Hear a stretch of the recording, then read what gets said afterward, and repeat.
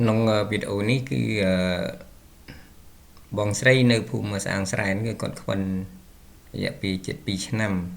ហ្នឹងហើយពេលដែលយើងទៅហ្នឹងគឺក្នុងធ្វើលើកទី1ដែលយើងបានទៅជួបគាត់ហ្នឹងគឺគាត់ងើបតើតែយើងលើគាត់ហ្នឹង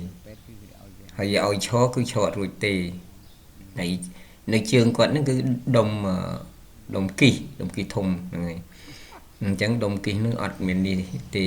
មិនស្វិតទេណា2ឆ្នាំនេះហើយឥឡូវនេះគឺខ្ញុំបានលើកគាត់ហ្នឹង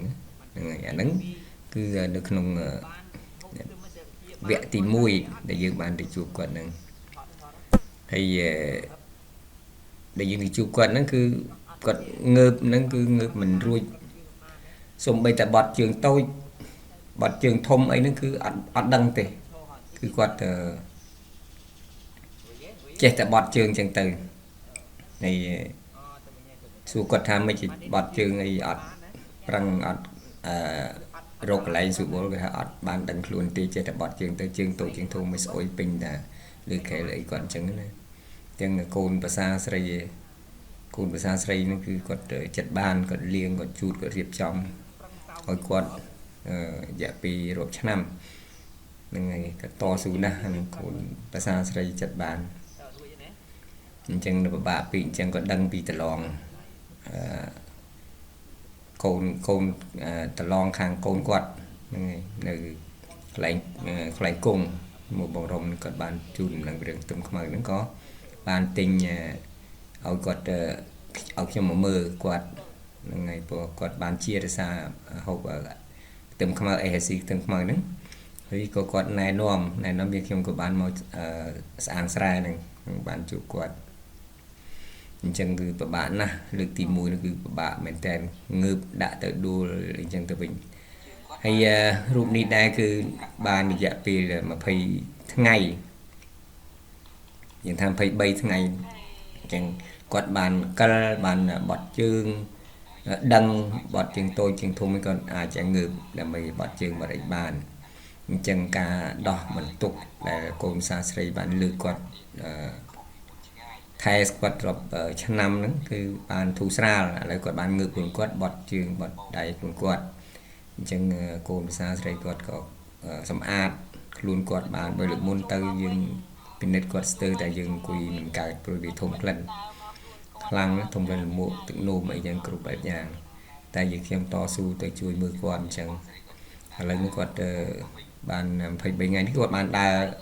កាន់ទប់ខែនឹងបានទប់ខែហើយអញ្ចឹងបន្ទាប់មកទៀត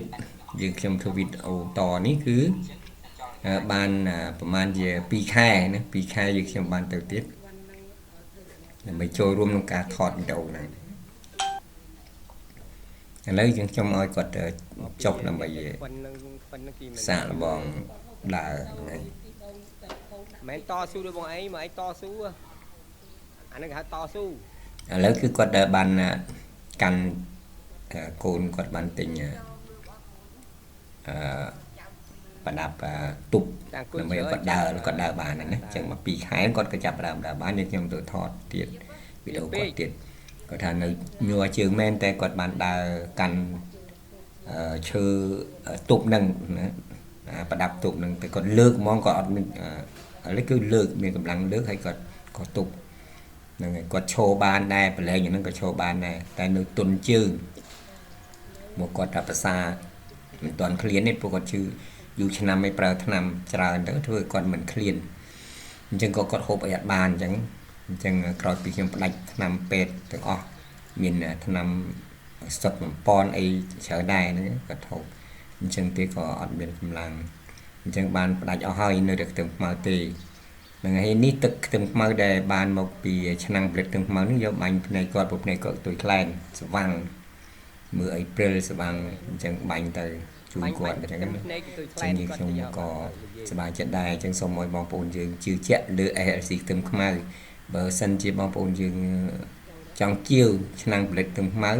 ហើយយើងខ្ញុំនឹង លក់ជូនបងប្អូនយើងទៅតាមតម្លៃសមរម្យជាពិសេសសម្រាប់មនុស្សចាស់គឺខ្ញុំនឹងមានការចុះជូនលក់ជូននៅសមរម្យចឹងខ្ញុំសូមអរគុណបងប្អូនយើងដែលបានទស្សនាហើយចង់ឲ្យបងប្អូនទស្សនាបន្តនៅពេលដែលយើងខ្ញុំធ្វើភាគបន្តទៀតឥឡូវគឺបាន2ភាគ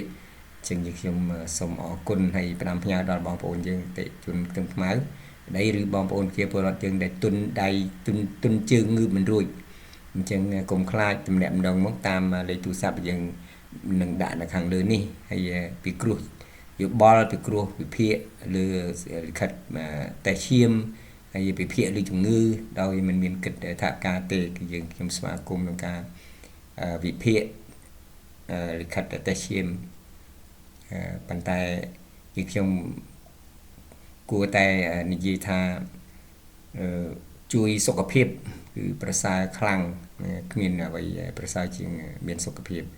អញ្ចឹងសូមបងប្អូនយើងកុំខ្លាចរឯងឬក៏ខ្លាចចិត្តអញ្ចឹងសូមទំនាក់ទំនងមកយើងខ្ញុំនឹងបើសិន